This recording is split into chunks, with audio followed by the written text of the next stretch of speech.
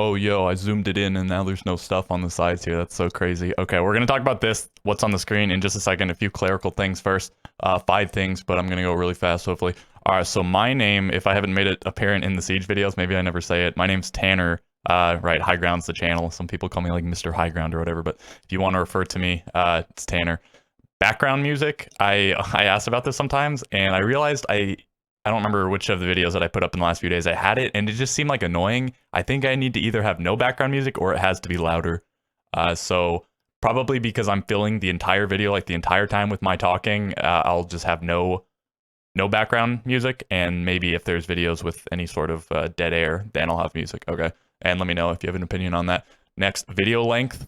Sometimes my videos get really long. If you watched that, the patch notes, the designer notes video that I put out yesterday, which you might not have because not many people did. I didn't post on Reddit just because it wasn't terribly relevant to R6, to the Pro League, which is where I usually post. And maybe people don't care. But anyway, there were only a couple changes and I talked for like a really long time. Let me know if you like for me to talk for a really long time, because I was talking about relevant stuff, the charts and whatever that they had at the beginning. But if you don't like it and you want to see it cut down, let me know and I'll try to see if I can implement that. Next, I was watching the LATAM broadcast and I don't actually know what's going on, why it's so delayed. I don't usually watch too much LATAM. I watch like all of NA stuff, and I'll watch a little bit of Europe, a little bit of LATAM.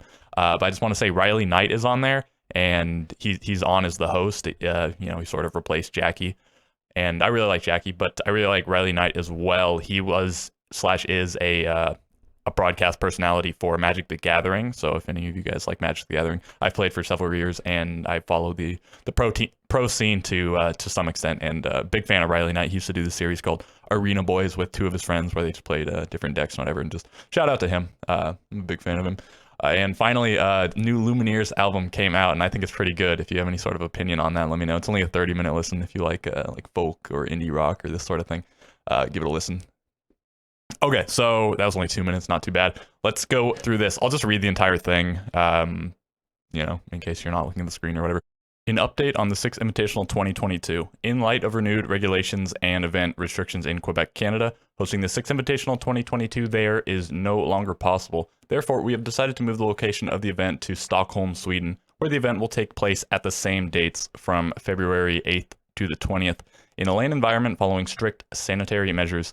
With the health and safety of our players, fans, staff, and partners as our top priority, and given the recent evolution of the pandemic, we have also decided to maintain a no live audience policy at the event. We're grateful for your continued support and are dedicated to deliver the best show possible for you to watch from home with thrilling international matchups, Year 7 roadmap, and new experiences for this event.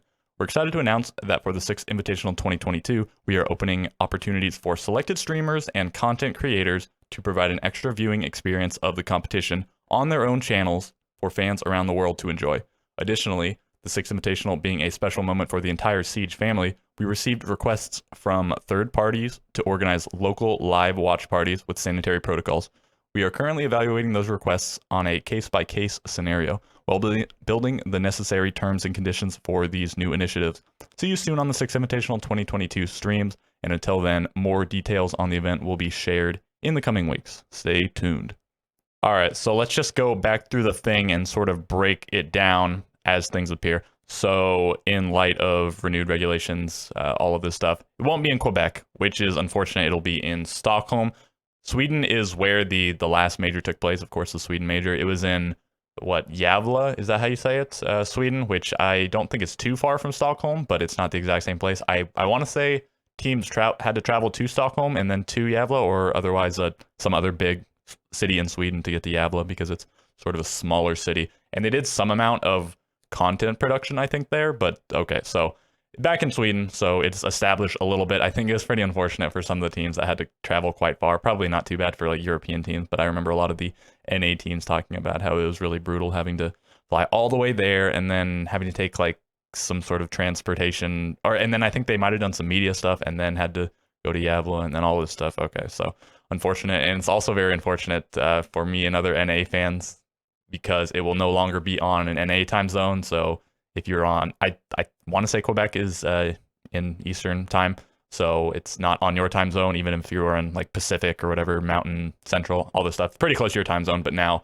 for us NA enjoyers, people in A that wanted to in NA that wanted to watch this, it's going to be on worse time zones. I remember when I was watching the Sweden majors, some amount of it I had to miss because it was like super early in the morning or whatever. So that kind of sucks. But you know, it's good that it is on the same dates, so we didn't have the rug pulled out from under us in that regard. But for some of the pros and some of the viewers, it is a bit unfortunate, the rescheduling, or well, relative rescheduling by way of time zones and then the relocation of the thing physically. What else do we have here? So no live audience at the event. They said that they were considering doing a live audience for when it was still in Quebec at some point, and I think that was very, very unlikely. I don't think it was going to happen anyways, even if things had progressed a little bit differently. But having no live audience in Sweden, it's probably fine. The event is less than a month out, even like it's just a few weeks away, so it would have been difficult for a significant number of people to actually attend in person anyways. Some people in Sweden probably would have wanted to go, but otherwise booking plane tickets, hotels, all this stuff in just a short period of time would have been difficult for a lot of people. So it's probably fine. It is what it is. And back when it was still in Quebec, or rather just after this announcement was made, people were saying that it might have actually been a bit of a blessing in disguise that they had no audience, because it made it much easier, I'm sure, to make the decision to move it. More people probably would have been unhappy with it being relocated if it was supposed to have a live audience originally, because not only are all these things changed, but people would have also had, you know, people that wanted to attend would have had flights to cancel, hotels to cancel, all this stuff, and then maybe they could, it just would have been a much bigger debacle. So probably good that that's the course that things took. So moving down here, Year 7 roadmap at the previous event, and maybe even the one before, I don't recall, but they did it at a weird time when they did the new season announcement. I don't remember at what point in the tournament they did it, but they used to do it always. Was it right before the grand final or right after? But they did it at a pretty good time in terms of building hype and viewership and all this stuff.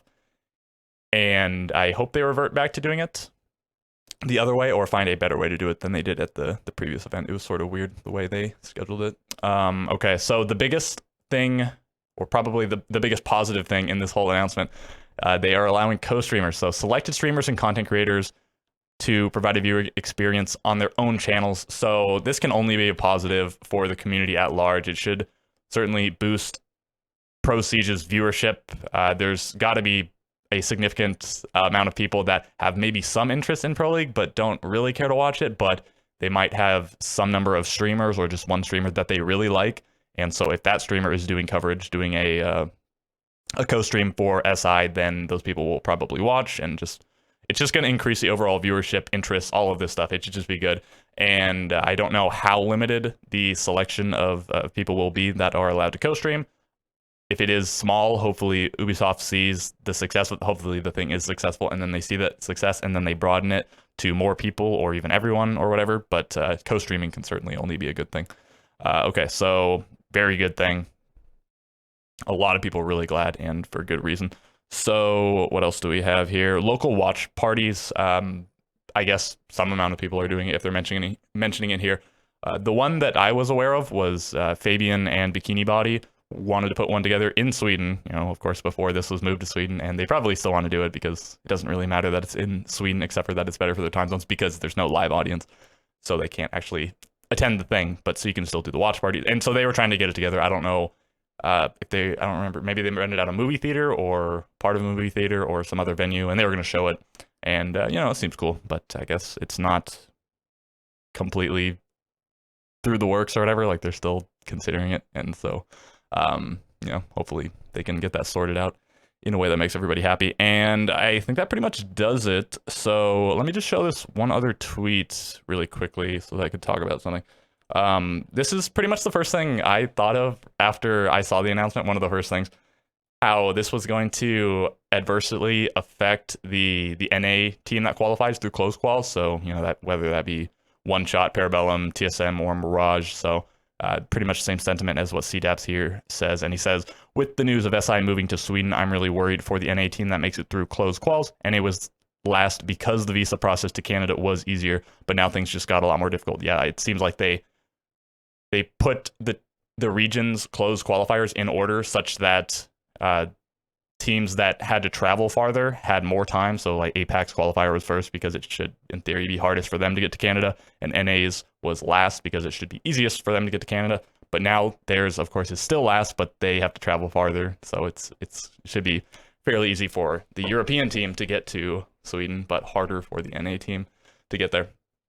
So yeah, it'll be brutal on them because they have a very quick turnaround. They have like a week and a half. It's like 9 days or something from the time the closed qualifier ends to when SI starts. So they're going to have to cram all that all their strategy and whatever in that time, and also they're gonna have to travel a significant amount of time, so very unfortunate. But the whole visa thing, Joe Bro does respond down here. This is the coach for the Sonics, and he says, fortunately, Sweden doesn't require US citizens have a visa, only a supporting letter from the TO to enter the country, along with a valid passport. Unsure if it's the same for Canadian and Mexican citizens, though. So that's pretty good. Hopefully it's the same for Canadian and Mexican citizens, because, of course, Parabellum has several Canadian players. One Shot has at least one Canadian player, if not more, and then Mirage, they don't have any Canadian players anymore, do they? And then Geo is from Mexico, so it'll be a little bit harder for some of the teams to get there if it's not the same for Canadian and Mexican citizens. But it seems like it shouldn't be that much of an issue. And the whole visa thing, the travel thing is still a concern, but the visa thing shouldn't be much of an issue. So a little bit of relief there. And okay, I think that now covers it all. If you have anything to say about anything I covered, like if you thought I missed anything, breezed past anything, got anything wrong, let me know. Hopefully we could get that sorted out. And also, I suppose if you have any opinions on the 5 things that I said at the beginning of the video. Right, so that's gonna do it. And so, okay, if you have any comments, leave them below. If you have any questions, let me know. And with all of that being said, I will catch you in the next video.